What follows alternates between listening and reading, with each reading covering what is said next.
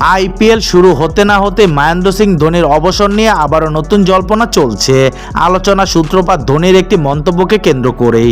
প্রতিক্রিয়া জানিয়েছে চেন্নাই সুপার কিংসের অধিনায়ক ঋতুরাজ গায়কোয়াড়ও। আইপিএলের প্রস্তুতি শিবিরে যোগ দিতে ধোনি চেন্নাই এসেছিলেন বিশেষ বার্তা লেখা টি শার্ট পরে। তাতে সাংকেতিক ভাষায় লেখা ছিল শেষবারের মতো। ধোনির টি শার্টের লেখা দেখে অনেকে মনে করেছিলেন এবার আইপিএল খেলে ক্রিকেট থেকে পাকাপাকিভাবে অবসর নিতে পারেন ধোনি।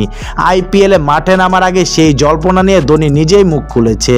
অবসর নিয়ে এক পোস্টের উত্তরে ধোনি বলেন, যতদিন ইচ্ছা হবে ততদিন চেন্নাই সুপার কিংসের হয়ে খেলবো।